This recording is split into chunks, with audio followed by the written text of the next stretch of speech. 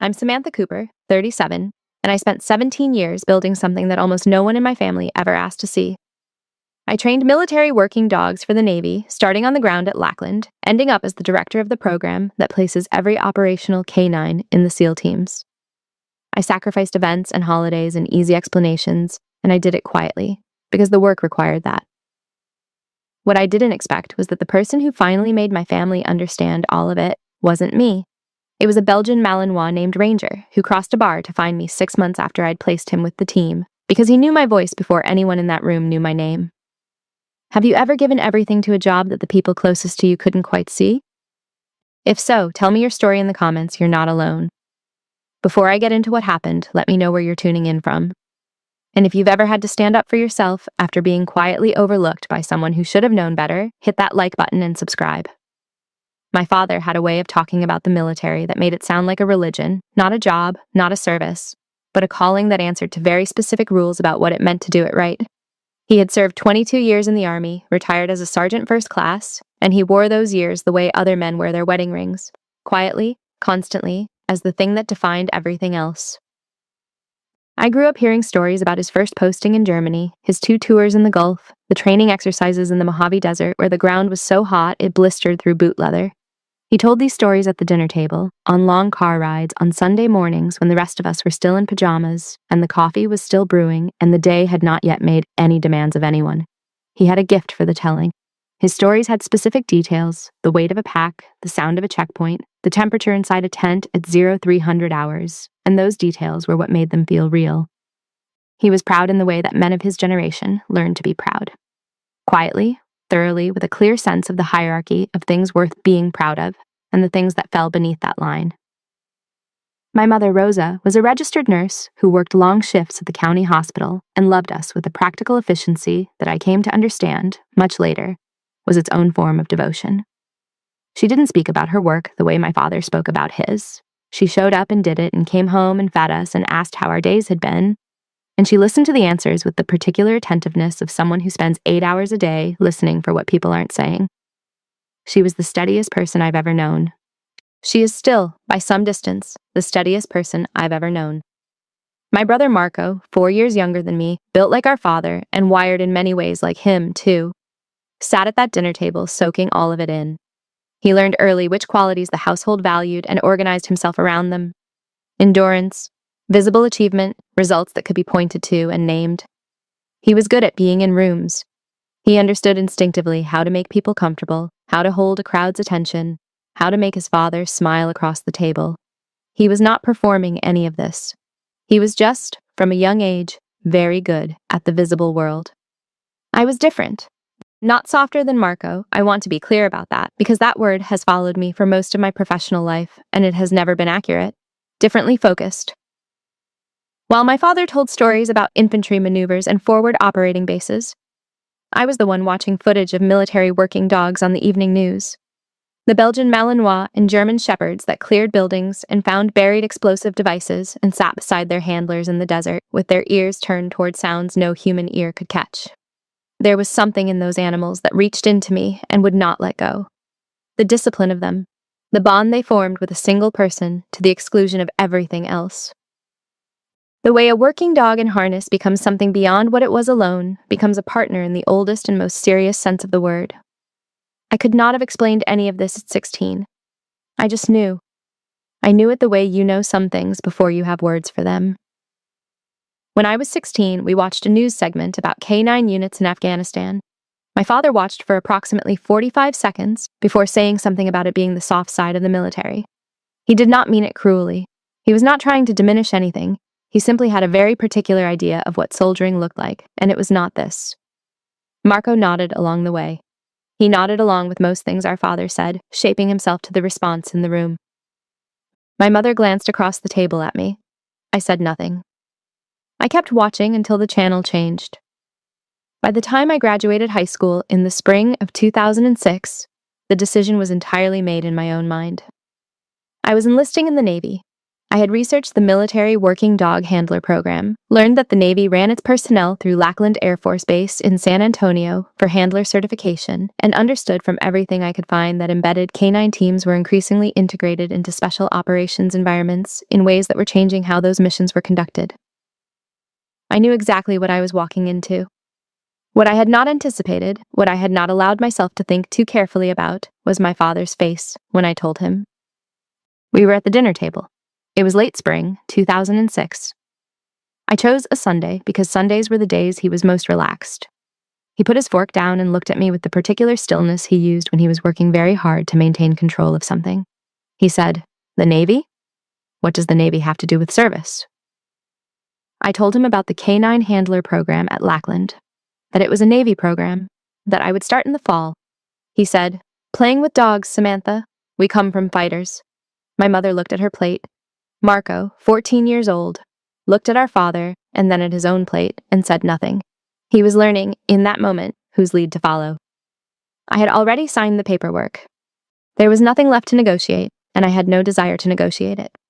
I had made my decision, and I was going to live inside it. I left for basic training in August of 2006. It was 101 degrees when the cab arrived that morning, the kind of heat that makes the air over the asphalt shimmer and ripple like water.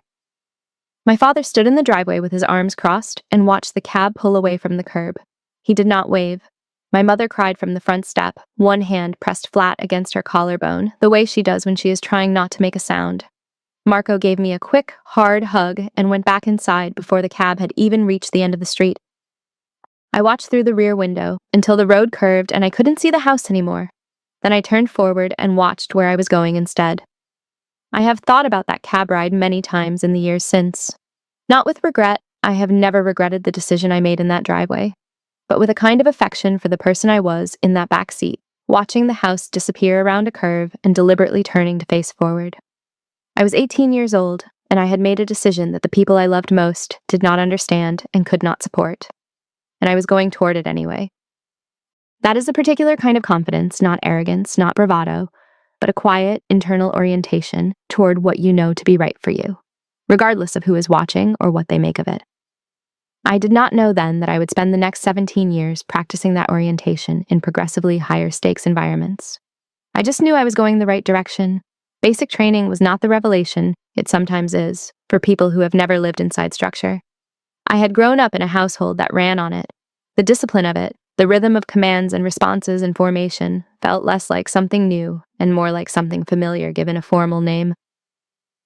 What surprised me was my own endurance, not the physical endurance, which I had spent months preparing for, but the endurance that comes from being quietly, completely certain about something in an environment that is specifically designed to shake you loose from whatever you were before. I had that certainty. I kept my head down and worked and did not complain and did not make enemies and did not flinch, and at the end of it, I stood in formation and felt something settle into place inside me that has stayed settled ever since. By the time I arrived at Lackland for K9 training, I was already good at disappearing into the work. My first assigned dog was a German Shepherd named Bravo, large and stubborn, and brilliant in the precise, purposeful way that working dogs are brilliant, with a drive to work that was as much a part of him as the color of his coat. The training instructors noted at the end of my first month that I had what they called an unusual rapport with working dogs. What they meant, I came to understand, was that the animals listened to me without my needing to raise my voice or establish dominance through volume. I was simply steady. I had learned steadiness in a kitchen in San Antonio and in a driveway at 101 degrees, and dogs recognize steadiness the way they recognize everything else. Completely, without reservation, without the complications that human recognition always involves. I called home from a payphone one Sunday afternoon and told my mother about Bravo. She listened carefully and asked if I was eating enough and told me to be careful. My father was not home. Marco answered briefly and said he had to go. I hung up the phone and walked back to the kennels and fed Bravo his evening meal and thought about almost nothing except the work in front of me. That was how it began, not with ceremony or a defining moment of clarity. Just a young woman and a dog and the slow, patient work of learning each other's language in a training center in the city where she had grown up. I was selected for Officer Candidate School in 2008. The Navy ran a commissioning program for enlisted personnel who had demonstrated a combination of academic record and leadership potential. and in my second year as a handler, I was selected. I was 20 years old. I went through OCS in Newport, Rhode Island, in the middle of a hard New England winter, sleet off the Atlantic, formations in the pre-dawn dark, the particular cold that settles into institutional buildings that are not quite heated enough. I was commissioned as an ensign in the spring of 2009, one gold stripe on the sleeve. The beginning of an officer's career inside the same institution with the same dogs and the same work, carrying an additional layer of responsibility that would deepen steadily over the years. My father's response to the commission was complicated. Officers were a different category from the one he had spent his career in. He had served under them his whole life without becoming one, and his relationship to the rank structure was calibrated specifically to the enlisted side of it. An ensign in the Navy was both more than he had expected, and still, somehow, not quite what he would have chosen for me. He did not say this directly. He said, "Well, that's something." My mother sent a care package with cookies and a card that said she was proud. Marco texted a single line, "Congrats, Samantha." I kept the card in my nightstand drawer for 6 years. The decade that followed was the decade of the work itself. I trained dogs. I deployed in embedded roles, supporting SEAL teams in operational environments I am not at liberty to describe in detail, alongside operators who had spent years becoming extraordinarily good at things the public neither knows about nor would necessarily want to know about. The K-9 units I supported contributed, in several situations I will not name, to the difference between a mission going clean and a mission going catastrophically wrong. I know this because I was present for those situations. I know it because the handlers and team leaders told me afterward, in the flat, specific language that people in those environments use for near misses and close calls. It found the device before the team reached the threshold. The structure was confirmed clear at 0400. We got all personnel out, simple sentences carrying enormous weight. None of this was something I could bring home. At the family reunion in the summer of 2015, a gathering in our aunt's backyard in San Antonio, oak trees and folding tables and a cooler full of ice. I was 27 years old and home on leave, wearing civilian clothes because my current assignment was classified, and I had no way of discussing it in any setting that included people without clearances. Marco was 23 and had just signed his second major commercial construction contract. He introduced his business partner to the assembled relatives, talked about the new development, strip malls, 36 commercial units, the culmination of 2 years of groundwork, and the family gathered around him the way people gather around visible success. Comfortable in its presence because they can name and measure it. My mother and I sat in lawn chairs at the edge of the yard and drank iced tea and watched. She put her hand on mine once and left it there. She didn't say anything. She understood without saying it that I was watching a version of the gap and that naming it wouldn't close it. Marco didn't look at me when he said real work. He didn't need to. I want to be careful about how I characterize what Marco was doing in that moment, because I have had years to think about it, and I don't think he was trying to diminish me. He was filling a silence. When you spend years being unable to say where you have been or what you have done, the people who care about you fill that silence with whatever material is available. Marco filled it with construction contracts and the approval of our father, and both of those things were real and legitimate and genuinely his. He was not wrong to be proud of them. He was just operating in a room where I had no visible presence, and he had never been asked to imagine what the room might look like if I did. The truth is that I had never asked him to imagine it either. I had kept the door of my professional life closed so thoroughly and for so long that Marco had stopped registering it as a door at all. It had become just a wall, unremarkable, part of the fixed architecture. I had done this partly out of classified necessity, and partly out of pride, and partly out of something harder to name. A reluctance to ask for understanding that I was not sure would arrive. If he could not find his way to the interest unprompted, some part of me did not want to prompt him. That was not entirely fair. I am able to see that now. In December of 2018, after 9 years of commissioned service and 1 promotion board, I was promoted to lieutenant commander, 2 gold oak leaves, a rank that meant in practical terms that I was now in a position to shape the program rather than simply serve within it. I called home from my apartment that evening. My father said good, and then told me that Marco had just landed his biggest contract yet, 36 units in North San Antonio, the one he'd been working toward for the better part of 2 years. He was flying. I held the phone and looked at the new rank insignia on my kitchen counter. I had set it there while I waited for the call to connect, the way you set a thing down when you want to look at it properly. 2 gold oak leaves. I looked at them for a moment, then I put them in my jacket pocket and went to make dinner and didn't mention the promotion again. I began training Ranger in the spring of 2021. He was 8 weeks old, a Belgian Malinois with a dark mask and ears already oversized for his narrow puppy head. The particular look of young working dogs, who were going to grow into something formidable. The Lackland kennels had produced exceptional animals before. I had trained many of them, but Ranger was different from the first morning, and I knew it before the week was out. He had the drive that defines the best working dogs, a focused, almost architectural desire to engage with the task in front of him. But on top of that, he had something I have only encountered a handful of times in 15 years of this work. A quality of attentiveness that I can only describe as a kind of listening. He was listening at all times. Not just to commands, to the room, to the people in it, to the quality of energy around him. He adjusted to information before anyone had finished delivering it. He noticed everything. I worked with him every day for 14 months. I kept a training log in a ruled notebook that I filled in each evening before bed. Not for the program's record, though I maintained that too, but for my own. Writing down the small daily changes is how you see the accumulation of them over time, and with Ranger, the accumulation was always the point. He was becoming something remarkable.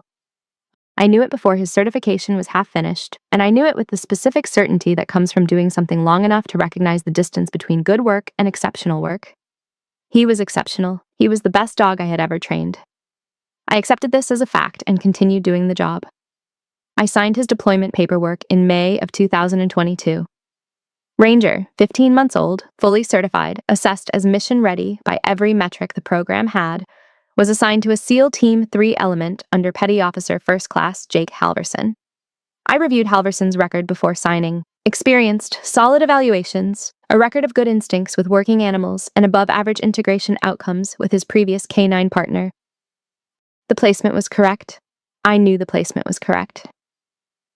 I held Ranger's face in my hands before the transport arrived and looked at him for longer than I intended. And then I let him go. The van pulled out of the Lackland lot at 0900 hours on a morning in May. I stood in the parking lot with my hands in my jacket pockets and watched it until I couldn't see it anymore. Then I went inside and opened the file on the next cohort and started at the beginning. The following year, I was promoted to commander. The year after that, I was appointed director of the Naval Special Warfare K-9 Training Program. My father said on the phone, "That's quite a title." My mother sent a card and cookies. Marco texted, "Congrats, Samantha." I was 36 years old, and I ran the program that produced and placed every operational working dog in the SEAL teams. Almost no one outside that world knew what that entailed. Inside it, the program and the person running it were known precisely. My family had never been inside that world, and I had reached a point where I had accepted this as simply the nature of the work I had chosen. Some things you carry alone because there is no other option. Some gaps you live with because bridging them would require more explanation than either side has bandwidth for. I had not yet found out that this was not always and entirely true. My brother Marco had never visited San Diego. He had been promising for 3 years, construction deadlines, family obligations, the general busyness of a man whose life is conducted entirely in the visible and reachable world, where good intentions are never short of reasons to wait. In October of 2025, he bought the ticket. He flew out the first week of November, and we spent 6 days doing what you do when you are trying to cover old distance with new conversation. The waterfront, the zoo, a sunset cruise neither of us would have chosen independently, but that turned out to be genuinely pleasant.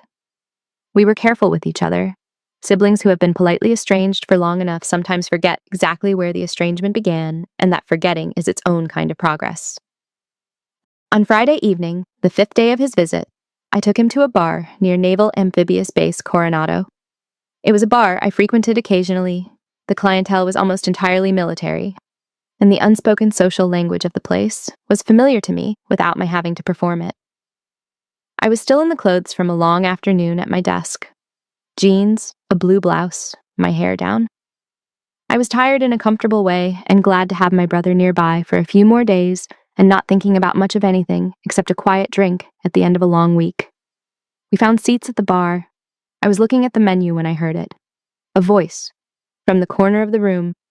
"Wrong bar, princess!" I looked up.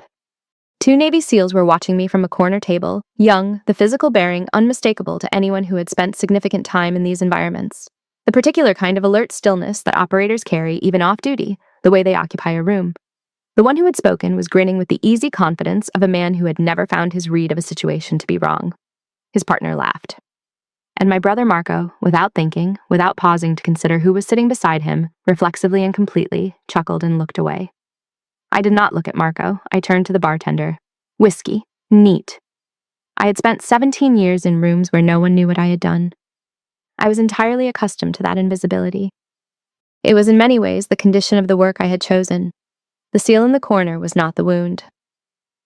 What I noted, quietly, precisely, in the way that I have always noted things that matter, was that my own brother was sitting beside me while strangers reduced me to furniture, and he had found it mildly amusing.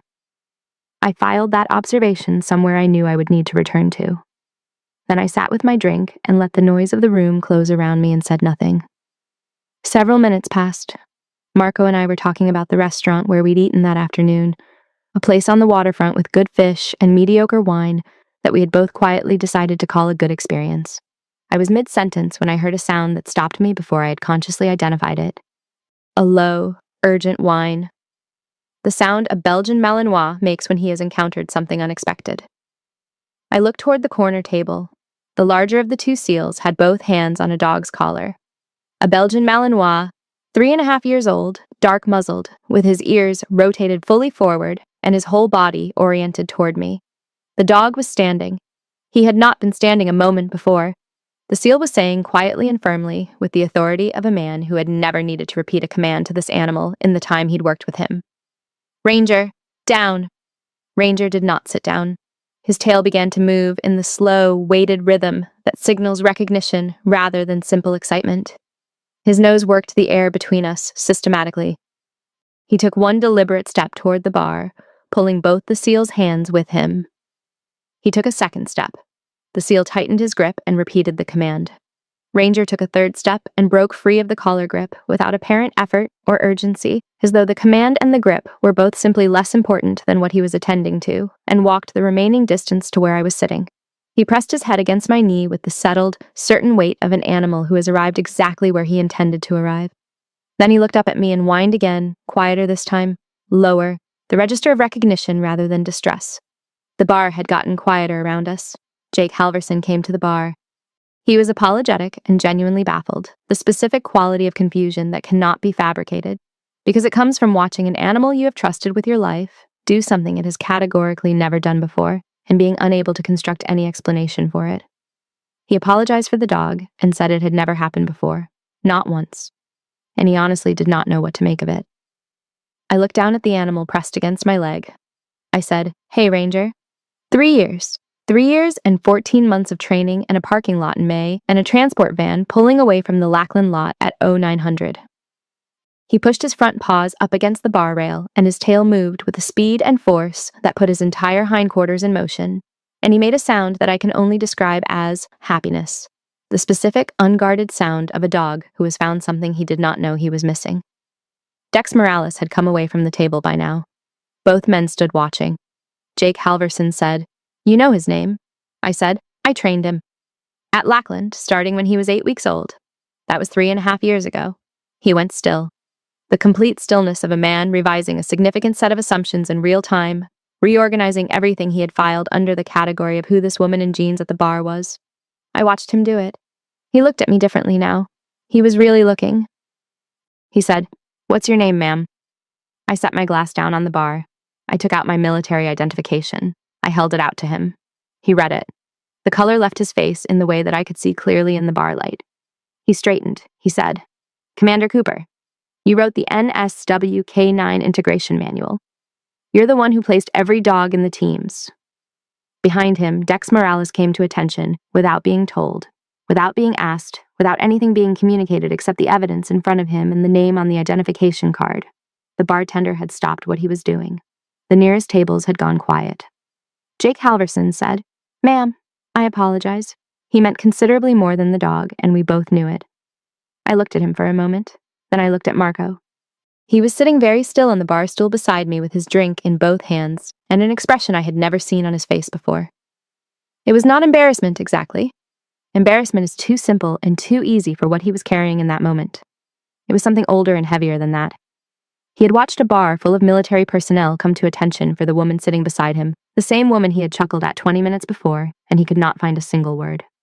I looked back at Ranger, who was pressed against my leg, with the unambiguous certainty of an animal who is exactly where he belongs and has no interest in being anywhere else. I scratched behind his ears, the way I had done 10,000 times in the Lackland kennels. I let the moment stand without adding anything to it. Nothing needed to be said. The dog had already said it. We drove home mostly in silence. The freeway was quiet at that hour, and Marco tried 3 separate times to find the beginning of a sentence, and 3 times it dissolved before he could finish it. I was not closing him out. I simply needed to know what I actually felt before I handed him a version of it. Because giving him the wrong response would cost both of us more than waiting. He said, "Samantha?" I didn't mean to. I wasn't thinking. I said, "I know."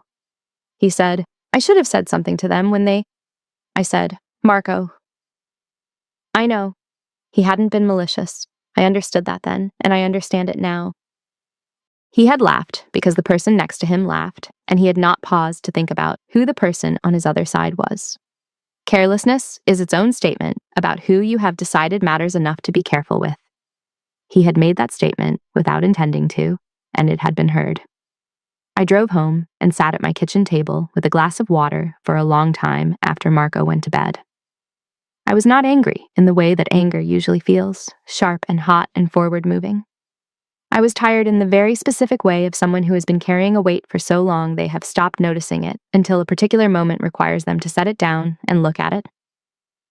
I was tired of the gap between who I was at work, what I had built and overseen and achieved over 17 years in service, and who I was allowed to be when I walked through the front door of my own family's house. The 2 seals in the corner were incidental. My brother sitting beside me and laughing was not. The next morning, Marco was quieter than he had been all week. He made coffee, brought me a cup without being asked, and we sat on the balcony and watched the bay move from gray to pale blue in the early light. He said, "I didn't know you trained the dog. I didn't know any of it." I said, "You never asked."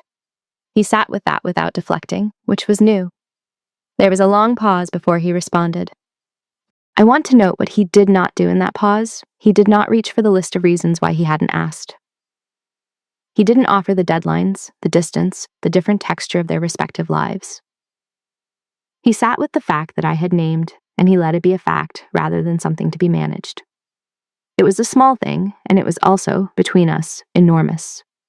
I had spent nearly 2 decades waiting for someone in my family to simply let a true thing be true without immediately building a structure around it. Marco let it be true. He sat there in the early morning light with his coffee, and he let it be true. And that was, by some distance, the most significant thing he had done in our adult lives. Marco had his father's gift for reframing, for finding the angle that made uncomfortable things into something he could live with. This time he didn't reach for it. He let the words stand as they were and sat inside what they meant. I didn't push. Some things need to be sat with rather than resolved, and I had learned the difference. I walked along the waterfront that afternoon alone while Marco caught up on work calls. I thought about my father. I thought about whether he was capable of hearing the truth about my career, or whether he would find a way to filter it through the frame he had always used, the army frame, the enlisted frame, the frame where what I had done was a lesser version of something he recognized. I called Diana Cruz, my closest colleague in the program, lieutenant commander, and someone who had known me through 8 years of deployments and 3 promotions. She listened without interrupting until I ran out of things to say. She said, "You've been carrying this your whole career." I said, "I thought I was past needing them to get it." She said, "Maybe you are. But that doesn't mean it doesn't still hurt." I came home to find Marco asleep on the couch with the television playing quietly and his shoes still on the floor. He looked younger than 33. He looked like the kid who used to fall asleep in front of football games at 14, while our father sat in the armchair behind him and watched. I turned off the television and left him a blanket and went to bed. By the following afternoon, I had made a decision. I was going to tell Marco, as much as I could within classification limits, but enough. Enough to let him stand in the actual room of my career rather than the outline of it he had been standing outside for 17 years. I had kept the door closed because he hadn't knocked, and he hadn't knocked because I hadn't indicated the door existed. And we had both circled the silence long enough that it had started to look like a permanent feature. I took the unclassified version of the NSWK9 integration manual from my desk, 342 pages, 14 months of early mornings, and set it on the kitchen table in front of him. He picked it up, read the cover, found the author line. He said, "You wrote this." I said, "Every word." He turned the pages without reading them, cover to cover, getting the weight of the thing, the architecture of it, the size of what he was holding, the training protocols, the integration frameworks, the deployment criteria, and operational application studies. I told him about Ranger's training timeline, about what it actually takes to produce a SEAL support working dog from 8 weeks old to full operational certification, the drives you look for at selection, the bond you build through thousands of hours of daily work, the precise calibration of an animal capable of operating in environments that would overwhelm a human being in minutes. I did not tell him what I could not tell him, but I gave him enough that he could feel the weight of it. I watched his face while I talked, not quite surprise, something more uncomfortable than that. The recalibration of a man discovering that a room he thought he knew had an entire wall he had never noticed, and that the wall had been there the whole time. He said, "Why didn't you ever tell me any of this?" I said, "Because you never made space for it. Every time I called, you asked if I was seeing anyone, or when I was getting out. Not what I was working on." He did not argue with that. He didn't reframe it or deflect it or find the angle that made it easier to sit with. He just let it be true. That evening, he called our father from my apartment while I read in the other room. I could hear the single side of the conversation, Marco's voice patient and deliberate, walking Carlos through the bar. The dog. What had happened. What it meant. I heard Carlos through the phone in brief pieces, and then a long silence, and then more of Marco's explanation. When Marco came back to the kitchen, he said, "He's going to call you."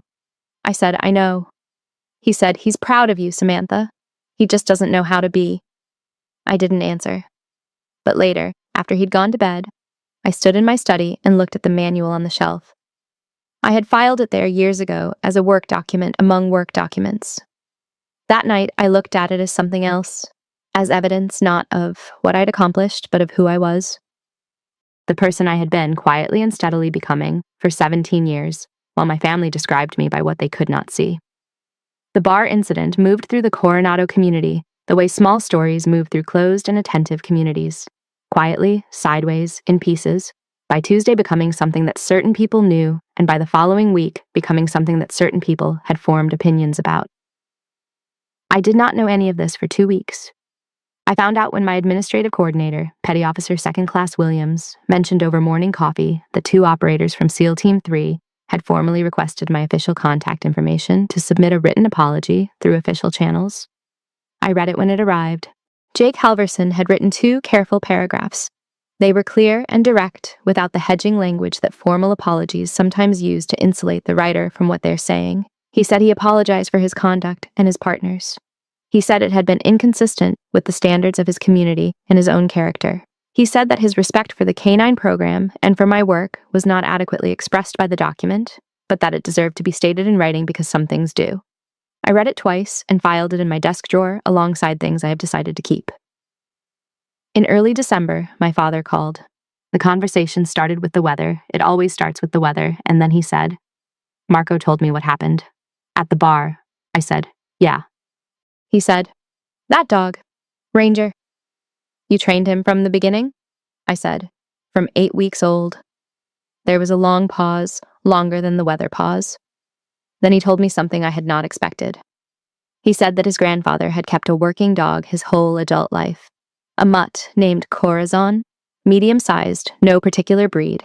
The kind of dog that shows up on a ranch and earns its place through character rather than pedigree. His grandfather had taken Corazon everywhere.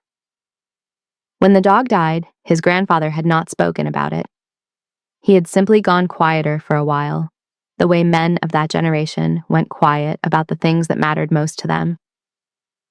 He wasn't apologizing. I want to be clear about what I mean by that because the distinction matters. Carlos Cooper does not apologize in direct terms. It is not part of the vocabulary he built over 62 years and 3 Army tours. But he was building something in that conversation, a bridge out of material he understood, the complete and uncomplicated loyalty of a working animal toward something he was trying to understand.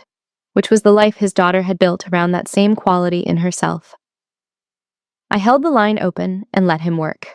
Marco called the following week to say he had signed up to volunteer with a veterans outreach organization in San Antonio. He mentioned it briefly and without ceremony, just wanted me to know. I thanked him. I let it be what it was. Word of the bar continued to move through the SEAL community in the organic, untraceable way that such things move. My counterpart at the Army K-9 program called to say he had heard the story from someone at Team 3. The program's visibility inside naval special warfare increased in ways I could measure in the quality of attention I received in meetings, not deference, which I had never needed and do not want, but genuine interest. People who had known the program's work in the abstract were now paying attention to the person doing it. I stayed late one Friday evening in December, working through the next year's cohort assignment files. The building was quiet around me. When I finished, I turned off the desk lamp and drove home through streets lined with Christmas lights, and I was not thinking about the bar. It had already moved into the past where it belonged. Marco flew back for Christmas. He came alone, and intentionally, just the two of them, a decision he had made rather than a trip that had happened. He had a list of questions in his phone's notes app. I discovered this accidentally when he showed me his screen while searching for a restaurant address, and I saw the items he had typed before flying. Ask about the SEAL teams. Ask about the K-9 program budget. Ask about the dogs she's trained. Ask about the promotions.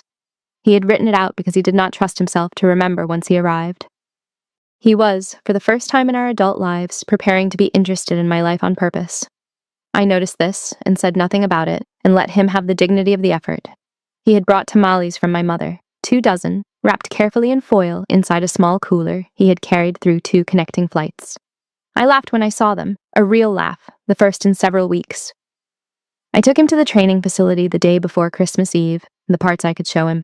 The kennels, the obstacle courses, the open areas where handlers ran their dogs, through certification drills in the long, cool December afternoon light. He stood at the fence with his hands in his jacket pockets and watched a young handler running a retrieval exercise with a German shepherd and was quiet for a long time. Then he said, "These dogs are serious." I said, "Rangers' team cleared a building in 2023 that would have taken the SEAL operators at least 20 minutes to clear safely on their own. Ranger found the secondary explosive device in 4. Marco said, "And you taught him to do that." I said, "I gave him the foundation. The handler builds on it over years of partnership. But the foundation is everything. It's where the work either holds or it doesn't." He nodded without performing understanding. He was arriving at it through the specific evidence in front of him, the dog and the handler moving together with the coordinated precision of 2 things that have learned each other completely, and the arrival felt real. I tried to explain my career in abstract terms over the years, and it had never quite landed. Here, standing at a fence in December light, it landed. Christmas dinner was pasta from my mother's recipe, eaten at a table Marco helped me set, with a video call to Carlos and Rosa propped against the centerpiece. My father asked real questions, not surface ones. How K-9 assets were integrated into direct action scenarios. How the training protocols differed from conventional detection and patrol work. Whether the dogs maintained handler-specific bonds or team-wide bonds through operational deployment cycles. I answered one question at a time, without rushing. And he listened the way I had watched him listen to things he respected throughout my childhood. Without interrupting, leaning slightly forward, taking it in with the attention he had always given to the things he decided deserved it. It was the first conversation in years that felt like 2 people actually talking to each other rather than exchanging managed versions of themselves. After the call, Marco and I sat with wine. He looked at his glass for a long moment. He said, "I'm sorry, Samantha. For all the times I didn't ask." I said, "I know." He said, "Is that enough?" I said, "It's a start." I gave him no easy absolution. Not as punishment, he understood that and accepted it, but because some things need more than a single conversation to become genuinely real. He was willing to do the work of earning it back, which was new, and that willingness was more meaningful to me than any particular words he could have offered. I was going to let it grow into what it became. There is a particular kind of repair that happens between people who have known each other since childhood and hurt each other through inattention rather than intention. It is slower than the repair that follows a deliberate wound because deliberate wounds have clear edges and the work of healing them is correspondingly clear. What Marco and I were repairing was vaguer than that. We were repairing the accumulated effect of years of choosing the easier path in small moments, his laughter in the bar being only the most recent and most visible instance of something that had been happening between us for a long time. That kind of repair is not a single conversation, it is a direction. You agree to travel in it, and you check periodically to confirm you are still traveling in the same direction, and if you do that consistently enough, you eventually find that the distance is closed. We had set out in that direction. I was going to let it close at its own pace. We fell asleep watching a movie we had loved as children, the kind that works better as a memory than as a film, but that carries everything good about the memory right along with it. When I woke in the early morning, Marco had gone to the guest room and someone had laid a blanket over me that I did not remember getting. I folded it and left it on the arm of the couch so I would see it in the morning. January of 2026. I went back to work with a different quality of quiet than I had carried before. Not the silence of having nothing to say, but the stillness of a person who has stopped bracing for an impact that has already landed and been fully absorbed. The program was in its strongest cohort cycle since I had taken over the directorship. The dogs coming through were exceptional across the board.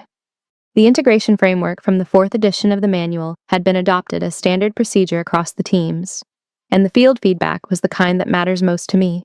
Specific, operational, confirming that what I had designed was working the way I had designed it to work. Captain Warren Hayes stopped by my office on a Tuesday morning in the 3rd week of January. Precise man, deliberate with words, someone who said what he meant and nothing beyond it. He said, "Your O6 board paperwork went up this week. You're well positioned. Record is clean. Program metrics are exceptional. The recommendation from Warcom came in strong." I thanked him and went back to the cohort files. Not because the promotion was unimportant, it was important deeply in the way that 17 years of work being formally acknowledged is important. But I had learned at some point in this career not to hold my breath for outcomes I could not control. The work was within my reach. The board's decision was entirely beyond it. I focused on what I could influence and left the rest alone. In February, I briefed senior leadership at Naval Special Warfare Command on K9 integration metrics and program outcomes across 3 years. 4 admirals in the room, 2 captains, a deputy from the Pentagon. I had prepared for 2 weeks, not because the material was uncertain, but because the people in any briefing room deserve the fullest version of what you know, and preparation is how you honor that. The briefing ran 45 minutes. I answered every question asked and several that had not yet been formulated. Afterward, walking to my vehicle in the command building parking lot, I heard someone behind me. Jake Halverson was standing beside a government vehicle. He saw me and came to attention immediately. "Commander Cooper, Petty Officer Halverson." We shook hands. He told me Ranger had been the top-performing K9 asset in 3 consecutive training exercises since November. He told me the team had integrated a new pre-deployment protocol based on the manual's 4th edition. He said his written apology had been sincere, every word of it. I said, "I know." He nodded once, the precise, compact nod of someone who has said what needed to be said and trusts it has been received.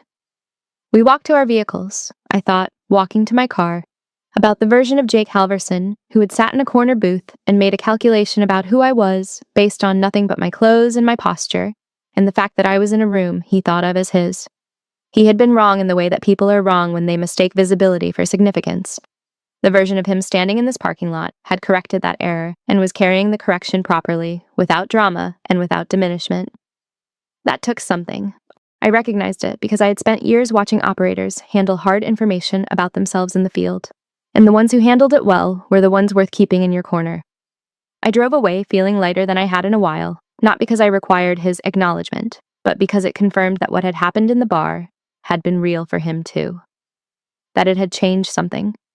That the work, in being seen, had mattered in that small and specific way, in addition to all the other ways it mattered. A letter arrived from my father in early March. Handwritten on the lined notebook paper he had used his entire life. 2 full pages, front and back, the handwriting more careful than his usual hurried script. He wrote about Corazon, his grandfather's working dog, the animal who had stayed at his grandfather's side through hard country for years, loyal in the specific and uncomplicated way that working animals are loyal, asking nothing and giving everything.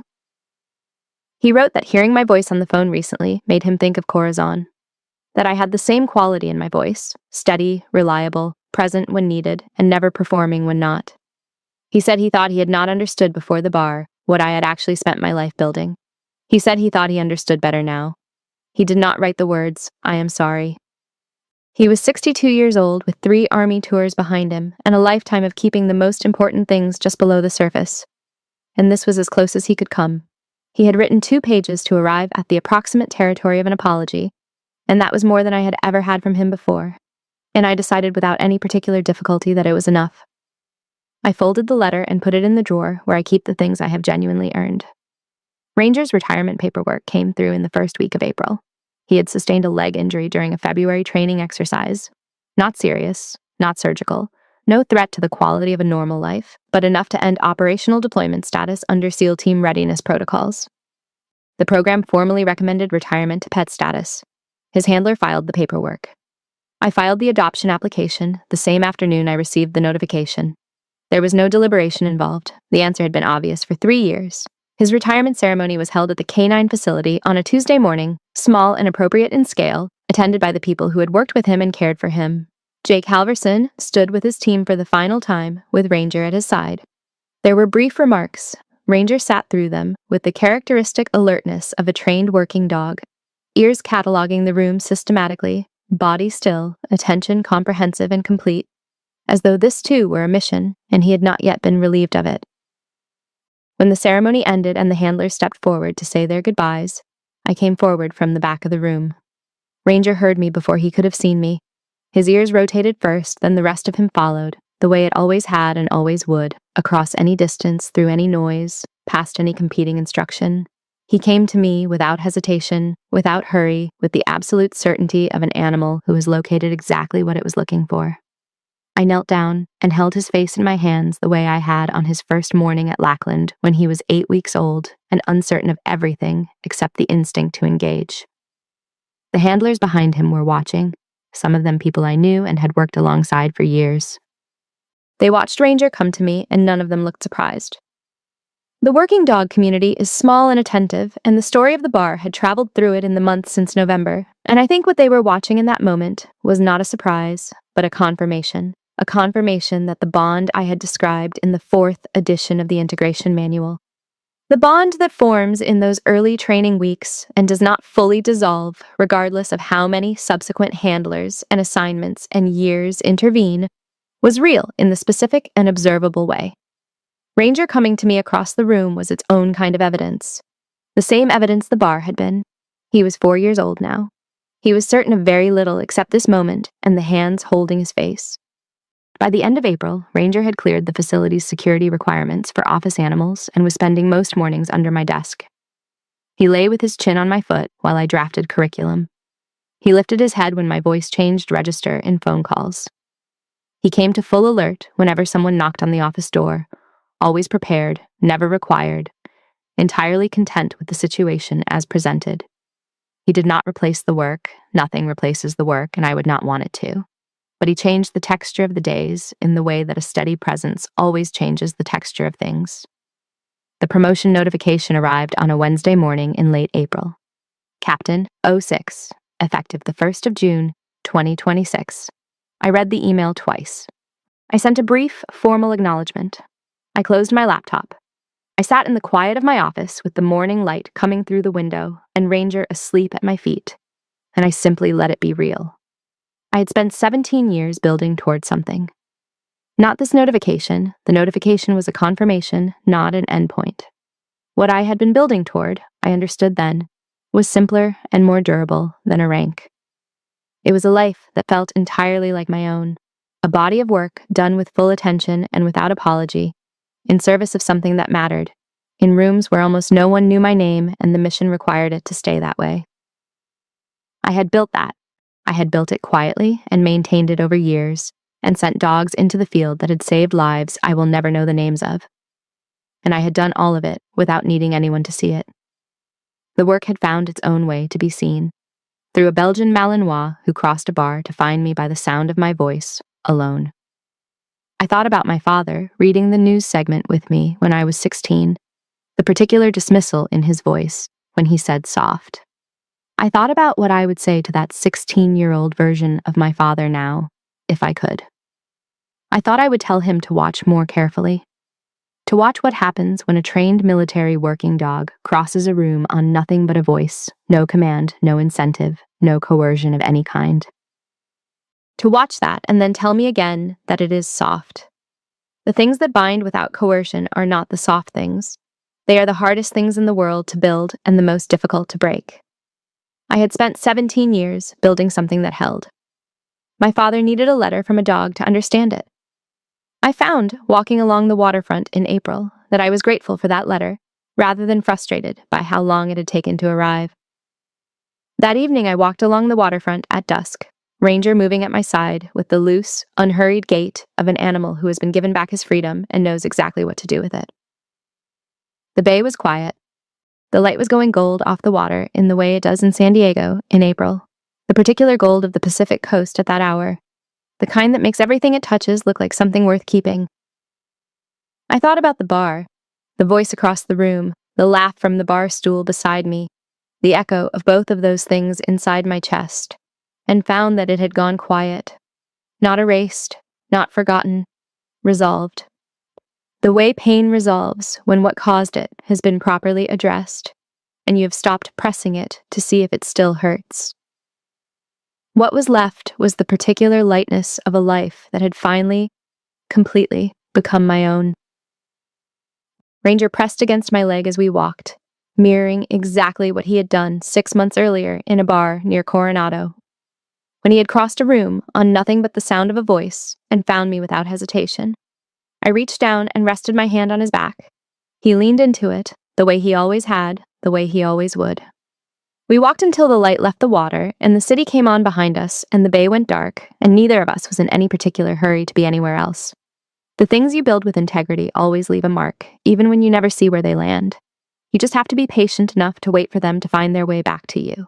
And sometimes, not always, but sometimes they do. Ranger is asleep under my desk right now as I'm thinking about how to wrap this up. And I keep coming back to this, the most important things I ever built. Nobody outside of a very small world could see. 17 years. Hundreds of training sessions. A manual that now runs across every SEAL team. And it took a dog crossing a bar on nothing but instinct for the people closest to me to understand what any of it meant. I'm not sure I would change that, even if I could. There's something clarifying about doing the work without an audience. But if this one resonated with you, if you've ever been quietly underestimated by someone sitting right next to you, I really want to hear your story. Drop it in the comments. What was the moment they finally saw it? And if you haven't subscribed yet, hit subscribe and the bell.